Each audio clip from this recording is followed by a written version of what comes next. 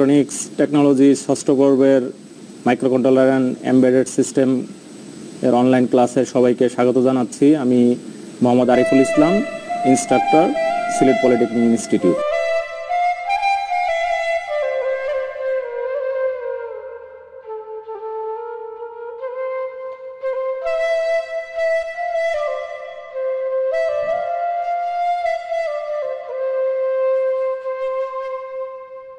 হচ্ছে আমরা 1.4 এ পড়ব। 1.4 হচ্ছে মেনশন দ্য টাইপস অফ মাইক্রোকন্ট্রোলারের প্রকারভেদ। তো দেখো, বর্তমানে মার্কেটে কিন্তু অনেক ধরনের মাইক্রোকন্ট্রোলার রয়েছে। তোমার এগুলো হচ্ছে অনেক ক্রাইটেরিয়ার উপর ভিত্তি করে এগুলোকে ভাগ করা হয়েছে। এখানে আমি মোটামুটি একটা ধারণা তোমাদেরকে দিতেছি। এখানে দেখো, মাইক্রোকন্ট্রোলার হচ্ছে ডেটা বিটস অনুসারে দেখো 3 ভাগে ভাগ করা আছে। একটা আছে হচ্ছে 8 বিট, আর একটা 16 বিট, আর একটা 32 বিট। মানে এটা ব্যাপারটা কি? এটা ব্যাপারটা হচ্ছে এই মাইক্রো কন্ট্রোলারের ভিতরে আমরা তো পরিস্থিতি এর ভিতরে কি মাইক্রো প্রসেসর রয়েছে, তাই না? তো মাইক্রো প্রসেসরটা কত bit data at a time process করতে পারে সেটার উপর ভিত্তি করে মাইক্রো কন্ট্রোলারের প্রকারভেদটা কেমন। যেমন ধরো, তোমরা SAP 1 পড়ছিল, তাই না? SAP 1 এর মধ্যে আমরা দেখছিলাম যে 4 বিট ডাটা, অ্যাকুমুলেটরটা ছিল 4 বিটের, অর্থাৎ 4 বিট ডাটা সাথে 4 বিট ডাটা যোগ বিয়োগ গুণ ভাগ করতে পারছিলাম আমরা SAP 1 এ, তাই না? তাহলে ওই প্রসেসরটা 4 বিটের ছিল। তো একইভাবে যেই মাইক্রো কন্ট্রোলারের প্রসেসরটা 8 বিট ডাটা নিয়ে কাজ করতে পারে সেটা 8 বিট মাইক্রো কন্ট্রোলার। আবার যেটা 32 বিট ডাটা, একটা টাইম 32 বিট ডাটা নিয়ে একসাথে কাজ করতে পারে সেটা হচ্ছে 32 বিট মাইক্রো কন্ট্রোলার। আশা করি ব্যাপারটা বুঝতে পারছো। এখন আসো মাইক্রো কন্ট্রোলারের মেমোরি নিয়ে কথা বলি। মেমোরি, এখানে 2 ধরনের মেমোরি হয়, একটা হচ্ছে এমবেডেড আর একটা হচ্ছে এক্সটার্নাল। এমবেডেড মানে হচ্ছে ভিতরে, অর্থাৎ মাইক্রো কন্ট্রোলারের ভিতরে কি মেমোরিটা তৈরি করে দেওয়া থাকবে, রম অর্থাৎ প্রোগ্রাম মেমোরি। এটা কিন্তু র্যাম না, প্রোগ্রাম মেমোরিটা, যেখানে হচ্ছে আমরা কি করব, যে প্রোগ্রামটা সেভ করব, সেই প্রোগ্রামটা আমরা কি করব, এখানে সেভ করব, সেটা এমবেডেড হইতে হবে, অর্থাৎ এর ভিতরে থাকবে মেমোরিটা। আর এক্সটার্নাল হচ্ছে আমরা যদি মাইক্রো কন্ট্রোলারের যদি আমরা কি করি, যে আলাদা করে একটা চিপ সংযুক্ত করি, আলাদা করে যদি আমরা একটা চিপ মাইক্রো কন্ট্রোলারের সাথে সংযুক্ত করি প্রোগ্রাম মেমোরি হিসাবে, তাহলে সেটা হবে হচ্ছে এক্সটার্নাল। কেমন? সেটা এক্সটার্নাল হবে। আচ্ছা, আর হচ্ছে এখানে ফ্যামিলি অনুসারে দেখো আমি ভাগ করে দেখাচ্ছি হচ্ছে 8051 একটা ফ্যামিলি, অর্থাৎ এই অন্তর্গত আরো বিভিন্ন ধরনের মাইক্রো কন্ট্রোলার রয়েছে। 8051 একটা ফ্যামিলি নিয়ে আমরা সামনে আরো বিস্তারিত পড়ব। তারপর মটোরোলা একটা ফ্যামিলি। মটোরোলা কোম্পানি যেই মাইক্রো কন্ট্রোলারগুলো তৈরি করে তাদেরকে একটা গোত্র অনুসারে দেখা হয়। একই রকম এভিয়ার একটা ফ্যামিলি। এভিয়ারটা হচ্ছে তোমার অ্যাটমেল কোম্পানি তৈরি করতেছে, তো ওদের এভিয়ার সিরিজ আছে। সেই এভিয়ার সিরিজে অনেক মাইক্রো কন্ট্রোলার আছে, ওদের ইনস্ট্রাকশনগুলো মোটামুটি কাছাকাছি সেম, এই ফ্যামিলি। একইভাবে পিক একটা ফ্যামিলি, এটা মাইক্রোচিপ তৈরি করতেছে। পিকেরও এই ধরনের অনেক মাইক্রো কন্ট্রোলার আছে, এগুলোকে কমন একটা ফ্যামিলি নামে আমরা তাদেরকে ডাকতেছি। আরেকটা কি আছে, ARM একটা প্রসেসর, খুবই পপুলার প্রসেসর। এই প্রসেসর নিয়ে মোবাইল তৈরি হয়, ARM প্রসেসর বেসড মোবাইল হয়। তো এটা তোমরা জানো অলরেডি। আর ইনস্ট্রাকশন সেটের উপরে 2 ভাগে ভাগ করা, একটা হচ্ছে RISC আর একটা হচ্ছে CISC। Reduce instruction set computer, CISC হচ্ছে কমপ্লেক্স ইনস্ট্রাকশন সেট কম্পিউটার। এগুলা নিয়ে টেনশনে কিছু নাই, আমরা এগুলা নিয়ে সামনে বিস্তারিত আরো পড়বো, কেমন? সামনে আমাদের টপিক আছে। আচ্ছা, মেমোরি আর্কিটেকচার নিয়ে আসো কথা বলি। মেমোরি আর্কিটেকচার 2 ধরনের, হার্ভার্ড আর হচ্ছে ভন নিউম্যান। এর আগে এটা নিয়ে কথা বলেছি, অর্থাৎ মাইক্রো কন্ট্রোলারটা যে কোন স্ট্রাকচারের উপর ভিত্তি করে তৈরি করা, তার এরকম আর কি, সেটা হচ্ছে ক্যাটাগরিটা। সো এটাও আমরা বিস্তারিত সামনে দেখবো, কেমন? এটা হচ্ছে জাস্ট আমি এখানে টেবিল আকারে দিয়েছি। তো সামনে চলো আমরা এটা আরো বিস্তারিত পড়বো সামনে। তো 1.5 এ হচ্ছে আমরা প্রথমে দেখো ওইটা শিখবো যে হার্ভার্ড আর হচ্ছে ভন নিউম্যান আর্কিটেকচার, এই দুইটা কি আসলে, এই দুইটা ব্যাপার আমরা শিখি। দেখো, হার্ভার্ড আর্কিটেকচার এটা কি, এটা নামকরণ করা হয়েছে হার্ভার্ড মার্কন কম্পিউটার হতে। এটা IBM কোম্পানি, তোমরা জানো, যারা হচ্ছে প্রথম পিসি তৈরি করছে ওয়ার্ল্ডে, প্রথম নির্মাণ করেছিল, তারা হচ্ছে এই আর্কিটেকচারটা তারা ফলো করছিল। এখানে কি আর্কিটেকচারটা দেখতেছো, এখানে দেখো যে এটা হচ্ছে আমাদের CPU, কেমন? সেন্ট্রাল প্রসেসিং ইউনিট, অর্থাৎ এটা হচ্ছে আমাদের প্রসেসর। তো এই প্রসেসরের সাথে দেখো এই যে এই পাশে প্যারালাল, এই পাশে দেখো কন্ট্রোল বাস এবং অ্যাড্রেস বাস রয়েছে, আবার এই পাশে ডেটা বাস রয়েছে, আবার দেখো এই পাশে কন্ট্রোল এবং অ্যাড্রেস বাস রয়েছে। কেমন? তো এটা একটা মেমোরি, ডেটা মেমোরি, আর এটা হচ্ছে কোড মেমোরি বা হচ্ছে তোমরাকে যেটা প্রোগ্রাম মেমোরি বলো, এটা হচ্ছে একটা প্রোগ্রাম মেমোরি, আর এটা হচ্ছে ডেটা মেমোরি অর্থাৎ র্যাম। এখানে থাকে ইনস্ট্রাকশনগুলা, আর এখানে হচ্ছে থাকে ডেটা। ডেটা এখানে রেখে প্রসেস করা হয়। তো এই আর্কিটেকচারে কি, এই আর্কিটেকচারে হচ্ছে প্রসেসর এট এ টাইম এখান থেকে ইনস্ট্রাকশন রিড করতে পারে এবং এখান থেকে ডেটাটাও রিড করতে পারে। ইনস্ট্রাকশন এবং ডেটা দুইটা প্যারালালি আসতে পারে, একসাথে কাজ করতে পারে। কেমন? এখানে হচ্ছে ডেটা প্রসেস করার জন্য অপেক্ষা করতে হয় না, এই পাশ থেকে ইনস্ট্রাকশন আসবে প্যারালাল, এই পাশ থেকে ডেটা আসবে প্যারালাল, দুইটা একসাথে প্রসেস করতে পারে। তো এটা কি, এটা হচ্ছে এর ডেটা বাস এবং হচ্ছে কন্ট্রোল বাস, এগুলো অ্যাড্রেস বাস সব কি আলাদা আলাদা, দুই মেমোরির জন্য, প্রোগ্রাম মেমোরির জন্য আলাদা, ডেটা মেমোরির জন্য আলাদা। কেমন? এতে কি সুবিধা, এতে হাই স্পিড ডাটা প্রসেস করা যায়। কেমন? সামনে আমরা এটা আরো বিস্তারিত দেখব। তারপরে হচ্ছে আমরা দেখি হচ্ছে এই কথাটাই যেটা আমি বলছি, সেটা হাই পারফরমেন্স কম্পিউটিং এর জন্য এই প্রসেসটা ব্যবহার করা হয়, যে এটা ডেটা রিড রাইট মেমোরি আলাদা আলাদা হয়, সেটাই আর কি। এই কথাটা এই স্লাইডে আছে। এবার আসলে আমরা দেখি ভন নিউম্যান। তো ভন নিউম্যান এটা একজন গণিতবিদের নামে হচ্ছে এই আর্কিটেকচারটা তৈরি করা। এটা আসলে আধুনিক কম্পিউটার কিন্তু এর উপরে ডিজাইন করা, এই সিস্টেমের উপরে ডিজাইন করা। অর্থাৎ তুমি আমি যে কম্পিউটারটা ব্যবহার করতেছি, ল্যাপটপ কম্পিউটার, সেটা হচ্ছে এই ডিজাইনের উপরে ভিত্তি করা। এখানে কি, এখানে যে সিপিইউ প্রসেসর, এর সাথে ডেটা বাস কন্ট্রোল বাস একটাই থাকে, এবং যে মেমোরিটা সেটা মানে ডেটা বাস কন্ট্রোল বাসটাকে শেয়ার করে। অর্থাৎ এই সিপিইউটা এখান থেকে যদি ডেটা পড়তে হয়, মানে প্রথমে কি ইনস্ট্রাকশন পড়ে নেয়, সেই ইনস্ট্রাকশন অনুসারে আবার ডেটাটাও এখান থেকে পড়ে নেয়। তাহলে কি দেখো, এখানে হচ্ছে আলাদা আলাদা নাই, আলাদা ডেটা বাস কন্ট্রোল বাস এগুলো অ্যাড্রেস বাস এগুলো কি আলাদা আলাদা নাই, একটাই অ্যাড্রেস বাস কন্ট্রোল বাস, যেটা দিয়ে হচ্ছে একবার মেমোরি থেকে কি করতেছে, ইনস্ট্রাকশন পড়ে নিচ্ছে, আরেকবার ডেটা পড়ে নিচ্ছে, তাই তো? তাহলে এটা কি, এটা একটু স্লোয়ার প্রসেস ওর চাইতে। এর আগে যেটা আমরা দেখলাম হার্ভার্ড আর্কিটেকচার, তার চাইতে এটার প্রসেসটা একটু স্লো হয়, কারণ দুই ধাপে কাজটা করতে হচ্ছে, একবার ইনস্ট্রাকশন পড়তে হচ্ছে আর একবার ডেটা পড়তে হচ্ছে। কেমন? তাহলে এখন তোমাদের মনে স্বাভাবিক কোশ্চেন আসতে পারে যে আগেরটাই তো ভালো ছিল, তাই না? তাহলে ওইটা রেখা কেন এটাতে আসলাম, বা আমাদের আধুনিক কম্পিউটার কেন এটাতে করা? হ্যাঁ, ব্যাপারটা হচ্ছে কি, যে ওই হার্ভার্ড আর্কিটেকচার নিয়ে যখন কথা বলতেছিলাম, তখন সেই সিস্টেমের ক্লক পালস ছিল কম, ক্লক স্পিড কম ছিল। কেমন? ক্লক স্পিড কম ছিল, কিন্তু এখন বর্তমানে আমাদের প্রসেসরগুলো হাই স্পিড প্রসেসর, প্রচুর মনে হয় গিগাহার্টজে চলতেছে।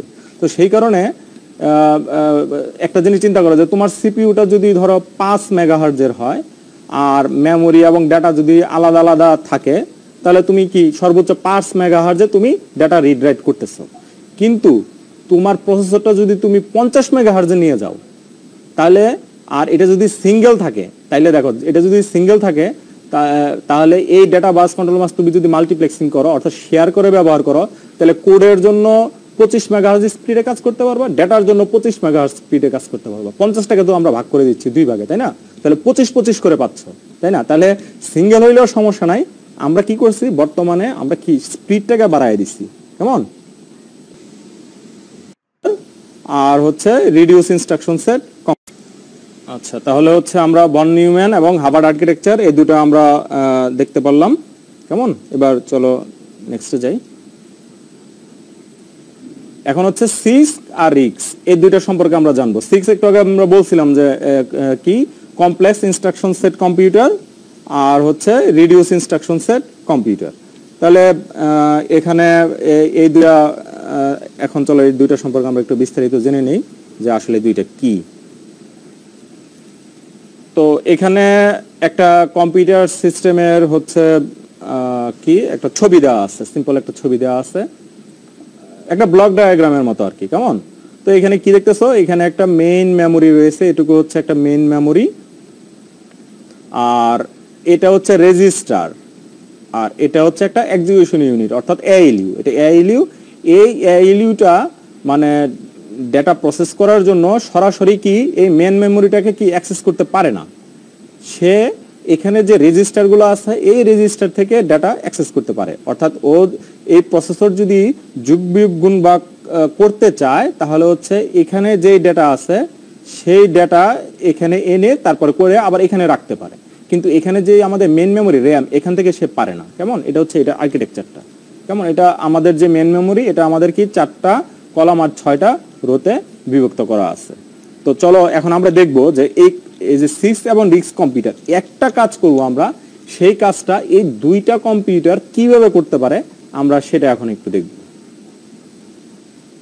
আচ্ছা, তাহলে আমরা কি বলতেছি, আমরা মনে করি যে মেন মেমোরির 2টা লোকেশনে 2টা ডেটা কি করা আছে, সেভ করা আছে। আমাদের যে প্রবলেমটা মানে যেটা আমরা সলিউশন করতে যাচ্ছি সেটা হচ্ছে আমাদের 2:3 এই যেটা, এই 2:3 এই লোকেশনে একটা ডেটা আছে সাপোজ, আর একটা কোথায় আছে 5:2 এই লোকেশনে। এই লোকেশনে আমাদের একটা ডেটা রয়েছে, আর 2:3 এই লোকেশনে একটা ডেটা রয়েছে। তো আমরা কি চাচ্ছি, এই 2টা ডেটা কি করব, একত্রে গুণ করব। এই ডাটাটা আর এই ডাটাটা একত্রে গুণ করব, গুণ করে রেজাল্টটা কোথায় রাখবো, রেজাল্টটা রাখবো 2:3 এখানে। অর্থাৎ এখানে ধরো 5 আছে আর এখানে ধরো 3 আছে, তাহলে 3 আর 5, এই 3 আর 5 আমরা কি করব, গুণ করব, গুণ করে রেজাল্টটা কোথায় রাখবো, আমরা এখানে রাখবো। কেমন? এটা হচ্ছে আমাদের উদ্দেশ্য। এখন আমরা দেখব যে এই কাজটা 6 কম্পিউটার কিভাবে করে, আর এই কাজটা RISC কম্পিউটার কিভাবে করে, এটা হচ্ছে আমাদের উদ্দেশ্য। কেমন? তো প্রথমেই দেখো 6 কম্পিউটারের উদ্দেশ্য কি। 6 কম্পিউটারের উদ্দেশ্য হচ্ছে যে খুব কম ইনস্ট্রাকশন লিখবো আমরা, অল্প ইনস্ট্রাকশনের মাধ্যমে কাজটা সিম্পলি করে ফেলবো। কেমন? এটা হচ্ছে আমাদের উদ্দেশ্য। তো আমি কি ইনস্ট্রাকশন দিব, আমি কিন্তু এটা প্রোগ্রামিং নিয়ে কথা বলতেছি। কেমন? তো আমি এই কাজটা করার জন্য আমি একটা কোড লিখবো। সেই কোডটা কি লিখবো, যে MULT 2:3, 5:2, মানে এটা একটা ইনস্ট্রাকশন, এটা অ্যাসেম্বলি ইনস্ট্রাকশন বলে, অ্যাসেম্বলি ল্যাঙ্গুয়েজ। তো এই ইনস্ট্রাকশনটা দিব। এই ইনস্ট্রাকশনটা দিলে কি করবে, এই ইনস্ট্রাকশন দিলে এই 6 কম্পিউটার সে এই 2:3 ডেটাটা কি করবে, তার প্রয়োজন অনুসারে যে রেজিস্টারে খালি মনে করবে সেই রেজিস্টারে নিয়ে আসবে। তারপরে 5:2 যে ডেটা সেটা সে তার সুবিধা মতো একটা রেজিস্টারে নিয়ে আসবে। কোন রেজিস্টার নিয়ে আসবে এটা কিন্তু আমি বলবো না, আমি জাস্ট একটা ইনস্ট্রাকশন দিব যে আমার এই 2টা লোকেশনের ডেটা গুণ করে রেজাল্টটা কোথায়, প্রথম লোকেশনে রাখতে চাই। বাকি সিদ্ধান্ত নিবে কম্পিউটার এই ডাটাটা এতে আইনে রাখবে নাকি বিতে রাখবে, পরেরটা কোথায় ইতে রাখবে না সিতে রাখবে, তার ব্যাপার। সে এটা রেখে এই কাজটা সম্পন্ন করবে, গুণটা সম্পন্ন করে সে আবার রেজাল্টটা কোথায় 2:3 লোকেশনে নিয়ে সেভ করে রেখে দিবে। এটা হচ্ছে আমার 6 কম্পিউটারের কার্যক্রম। আর এই কাজটা যদি আমরা কিসে চাই, এই কাজটা যদি আমরা RISC করতে চাই, অর্থাৎ রিডিউস ইনস্ট্রাকশন সেট কম্পিউটার মানে কি, যে কম্পিউটারের ইনস্ট্রাকশনগুলো কি কমানো হয়েছে, তাই না, কমপ্লেক্স ইনস্ট্রাকশনগুলো নাই, মানে বড় ইনস্ট্রাকশনগুলো নাই, একদম সাধারণ সহজ ইনস্ট্রাকশনগুলো আছে। এমন সহজ সাধারণ ইনস্ট্রাকশন যে কম্পিউটার, সেই কম্পিউটার দিয়ে হচ্ছে আমরা এই কাজটা করতে যাচ্ছি। ওকে ফাইন, তাহলে এই কাজটা কিভাবে করব, দেখো এর জন্য আমাকে কি কোড বেশি লিখতে হবে, কারণ আমার তো বড় ইনস্ট্রাকশন নেই, ছোট ইনস্ট্রাকশন, সেজন্য আমাকে অনেকগুলো কোড লিখতে হবে। যেমন প্রথমে লিখতে হবে লোড A 2:3, তারপরে লোড B 5:2, তারপরে প্রোডাক্ট A B, তারপরে স্টোর 2:3A। অর্থাৎ এখানে ব্যাপারটা হচ্ছে প্রথমে ওকে আমার প্রতিটা ধাপ বলে দিতে হবে। অর্থাৎ লোড A 2:3, অর্থাৎ অ্যাকুমুলেটর A রেজিস্টারে লোড করো কি 2:3 ডাটা, 2:3 তে যে ডাটাটা আছে সেটা অ্যাকুমুলেটরে লোড করলো। তারপর আবার বলতে হবে লোড B, অর্থাৎ B তে নিয়ে আসো ডাটা কোথায় 5:2 তে যে ডাটা আছে সেই ডাটাটা কোথায় B তে নিয়ে আসবে। তারপরে বলতে হবে প্রোডাক্ট করো, গুণ করো A আর B, A এবং B দুটো কি করো, গুণ করো, তখন সে A এবং B গুণ করবে, গুণ করে রেজাল্টটা কোথায় চলে যাবে, অ্যাকুমুলেটরে চলে যাবে। তারপর কি বলতে হবে, তারপর বলতে হবে যে এই 2:3 তে নিয়ে অ্যাকুমুলেটর ডাটাটা নিয়ে সেভ করো। এই যে 2:3 এই লোকেশনে এই অ্যাকুমুলেটর থেকে ডাটাটা নিয়ে এখানে সেভ করো, এটা আমাকে বলে দিতে হচ্ছে। তাহলে দেখো এখানে আমার কি যে কাজটা করতে যাচ্ছে, গুণের কাজটা করতে যাচ্ছে, এখানে কি করতে হচ্ছে যে আমার কাছে কোনো কমপ্লেক্স ইনস্ট্রাকশন নাই, সহজ ছোট ইনস্ট্রাকশন আছে, সেজন্য আমাকে অনেকগুলা লাইন লিখতে হচ্ছে, 4টা লাইন লিখে ওই কাজটা করাইতে হচ্ছে। কিন্তু আমরা যদি এর আগেরটাতে দেখি তাহলে দেখো সেখানে জাস্ট একটা ইনস্ট্রাকশনের কাজ ছিল সিসকে। কেমন? তো এটা ভাবো না যে কমপ্লেক্স ইনস্ট্রাকশন সেট ওই ইনস্ট্রাকশনগুলো নাই, হ্যাঁ এই কম্পিউটার কিন্তু সরলগুলোও আছে, এই কমপ্লেক্স ইনস্ট্রাকশন সেটে কঠিন ইনস্ট্রাকশনগুলো আছে, সরলগুলোও আছে। আর যেটা RISC আমরা বলতেছি সেখানে হচ্ছে কমপ্লেক্স ইনস্ট্রাকশন আছে, RISC-এর মধ্যে শুধু সহজ ইনস্ট্রাকশনগুলো আছে, কমপ্লেক্স গুলো বাদ দিয়ে দেওয়া হয়েছে, এর জন্য এটাকে বলতেছে রিডিউস। রিডিউস মানে কি, কমায় ফেলা, অর্থাৎ এখানে ইনস্ট্রাকশন গুলো অল্প। তাহলে বলতে পারো স্যার এগুলো অল্প করার কারণ কি? হ্যাঁ, অল্প করার কারণ হচ্ছে তাহলে তুমি সহজে মনে রাখতে পারবা, কারণ এই মাইক্রোকন্ট্রোলার প্রোগ্রামিং করতে গেলে আমাদের কি করতে হয়, অ্যাসেম্বলি ল্যাঙ্গুয়েজে প্রোগ্রামিং গুলো করতে হয়। তো ইনস্ট্রাকশন যদি অনেক বেশি হয় তাহলে এগুলো আমাদের মনে রাখা কঠিন, সেজন্য এখানে ইনস্ট্রাকশন গুলো কমায় দেওয়া হয়েছে, অল্প পরিমাণ দেওয়া হয়েছে, যাতে তোমরা মুখস্থ করে ফেলতে পারো এবং সহজে কি করতে পারো, এগুলা নিয়ে প্রোগ্রামিং করতে পারো। তো আসো এই দুইটার এখন তুলনামূলক চিত্র আমরা দেখি কেমন। যে এতক্ষণ যেটা বললাম এইটাই জাস্ট একটা টেবিল আকারে দিলাম আমি। এখানে দেখো 6 সিস্টেমের দক্ষতা হার্ডওয়্যার ডিজাইনের উপর নির্ভরশীল, আর রিস্কের দক্ষতা সফটওয়্যার ডিজাইনের উপর নির্ভরশীল। কেন? কারণ ওই যে 6 কম্পিউটার তো আমি এত কিছু লিখবো না, আমি অল্প কথা লিখবো প্রোগ্রামে, সে বুঝে নেবে। তাহলে তার বোঝার জন্য কি হাই প্রসেসিং হার্ডওয়্যার লাগবে, ডিজাইন হার্ডওয়্যারের ডিজাইনটা কি আরো অনেক কমপ্লেক্স হইতে হবে। আর রিডিউসের দক্ষতাটা নির্ভর করতেছে কিসের উপরে, সফটওয়্যার উপরে, কারণ এখানে অত হাই কোয়ালিটি হার্ডওয়্যার নাই। এখানে আমি ওই যে ইনস্ট্রাকশনগুলো দিচ্ছি, কত অল্প ইনস্ট্রাকশন ইউজ করে আমি এটা করতে পারি, এটা হচ্ছে আমার যে প্রোগ্রামিং এর উপরে ডিপেন্ড করে এটা কাজ করছে। আচ্ছা, তারপরে দেখো মাল্টি ক্লক ইনস্ট্রাকশন ব্যবহার করা। হ্যাঁ, সিস্কের মধ্যে যে ইনস্ট্রাকশনগুলো তো অনেক কাজ করে একসাথে, এর জন্য এই একটা ইনস্ট্রাকশনের কাজ সম্পন্ন করতে গেলে আমাদের অনেকগুলো ক্লক পালসের প্রয়োজন হয়। একটা ইনস্ট্রাকশন সম্পন্ন করতে গেলে অনেকগুলো ক্লক পালস লাগে, হয়তো 5-6টা ক্লক পালস লাগে। তোমরা স্যাপে এগুলো পড়ে আসছো, ওই যে টি স্টেট মনে আছে হয়তো, টি স্টেট 1, টি স্টেট 2, তারপরে এরকম করে কত 6 পর্যন্ত লাগে, তাই না স্যাপের মধ্যে। তো এরকম কি একটা কাজ করতে অনেকগুলো টি স্টেট লাগে। আর এই রিস্ক সিস্টেমে তো ছোট ছোট কাজ করে, ছোট ছোট কাজ কি অনেক অধিকাংশ ক্ষেত্রে একটা পালসে একটা কাজ হয়ে যায়। তারপরে সিসকে কোড প্রোগ্রামের কোড সাইজ ছোট হয়, তো আমরা একটু আগে দেখলাম যে গুণের কাজটা করলাম মাত্র কি একটা ইনস্ট্রাকশন দিয়ে, তাই না। আর রিস্কের মধ্যে কি কোডের সাইজ বড় হয়ে যায়, কারণ হচ্ছে ছোট ছোট ইনস্ট্রাকশন আমার কাছে, সেজন্য আমার প্রোগ্রামের কোডটা বড় হয়ে যাচ্ছে। মনে করো যে তুমি একটা বিল্ডিং বানাবা, সেখানে তুমি যদি বিল্ডিং এর ইয়ের কথা বলতেছি, ধরো টাইলসের কথা বলতেছি, তো তুমি যদি 2 feet by 2 feet tiles use করো, তাহলে তোমার কি টাইলস সংখ্যা কম লাগবে। আর যদি তুমি 1 feet by 1 feet tiles use করো, তাহলে তোমার টাইলস সংখ্যা বেশি লাগবে। ব্যাপারটা সিম্পল। আচ্ছা, তারপরে এখানে ইনস্ট্রাকশন সেটের সংখ্যা অনেক বেশি। হ্যাঁ, এখানে ওই যে বললাম কমপ্লেক্স ইনস্ট্রাকশন আছে, আবার যেটা সহজ সরল ইনস্ট্রাকশন গুলো এটাতে আছে। এটাতে কি ইনস্ট্রাকশনের সংখ্যা কম, এখানে কমপ্লেক্স ইনস্ট্রাকশন গুলো নেই। তারপরে এটা প্রসেসরের স্পিড অনেক বেশি, কারণ হচ্ছে অনেক কাজ করতে হয়, সেজন্য এটা প্রসেসরের স্পিড অনেক বেশি। আর এটা প্রসেসরের স্পিড তুলনামূলক কম হয়ে থাকে। আমার মনে হয় ব্যাপারটা বুঝে গেছো। এখন হচ্ছে মাইক্রো কন্ট্রোলার নির্বাচনের বিবেচ্য বিষয়, অর্থাৎ মাইক্রো কন্ট্রোলার কিসের উপর ভিত্তি করে মাইক্রো কন্ট্রোলার করবো। এত মাইক্রো কন্ট্রোলার মার্কেটে, তাই না, প্রচুর মাইক্রো কন্ট্রোলার মার্কেটে। তো তোমরা কোন মাইক্রো কন্ট্রোলার কিনবা? কোনটা আছে 50 টাকা, 60 টাকা, 100 টাকা, 150 টাকা, আবার 500 টাকা মাইক্রো কন্ট্রোলার আছে, তুমি কোনটা কিনবা, তাই না। সেটা কেনার জন্য তোমাকে কিছু কি বিষয় বিবেচনায় আনতে হবে। তো চলো সেই বিষয়গুলো কি আমরা দেখি। এক নম্বরে কি মাইক্রো কন্ট্রোলার যেটা চুজ করবো সেটা software, assembler, debugger, chip burner ইত্যাদি সহজলভ্য কিনা। মাইক্রো কন্ট্রোলার যেটা কিনবো আমরা, সেটা কি প্রোগ্রাম তো করতে হবে, তাহলে প্রোগ্রাম করার জন্য আমার কি লাগবে, আইডি লাগবে, ইন্টিগ্রেটেড ডেভেলপমেন্ট এনভায়রনমেন্ট লাগবে, অর্থাৎ সফটওয়্যার লাগবে। তো সেই সফটওয়্যারটা মানে আছে কিনা, অ্যাভেলেবল আছে কিনা, বা সেটা আপডেটেড কিনা, সেটা আমাকে দেখতে হবে।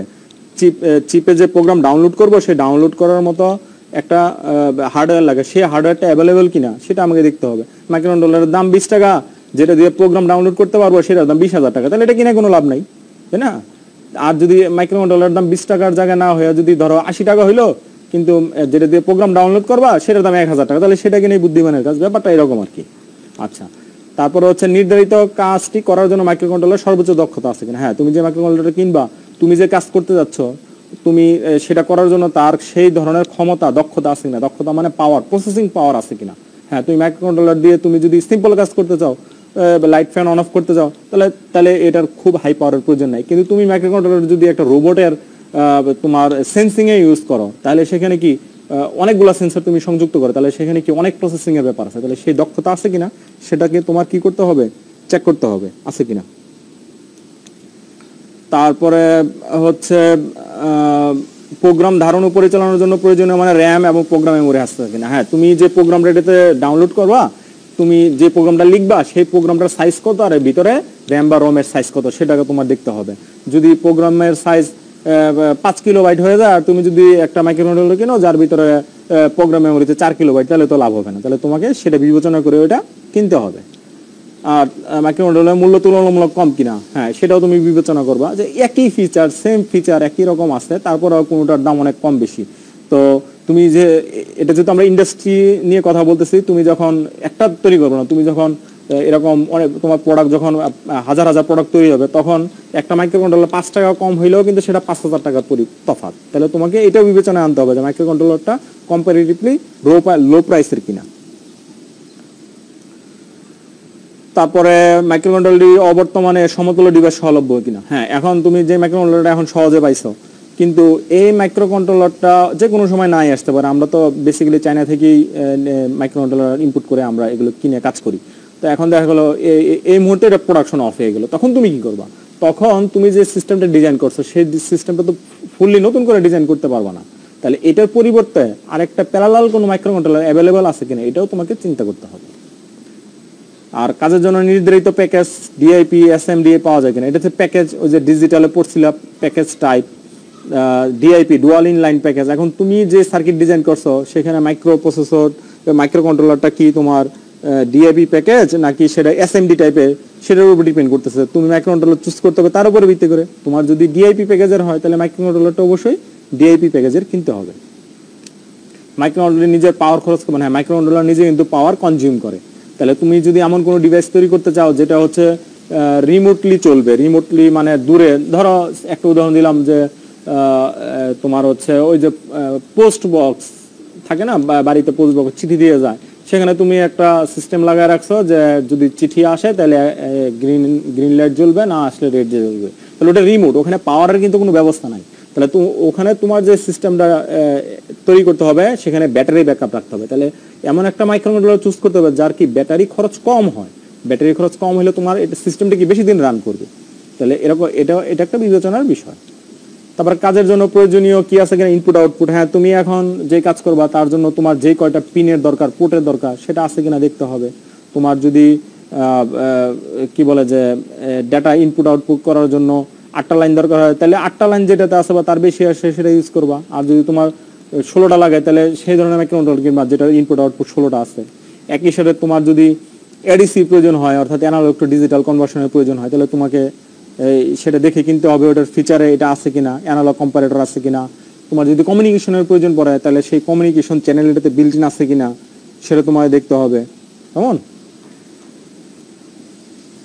আচ্ছা, 1.7 এটা আমাদের লাস্ট টপিক। এটা মাইক্রো কন্ট্রোলার আমরা কোথায় ব্যবহার করি?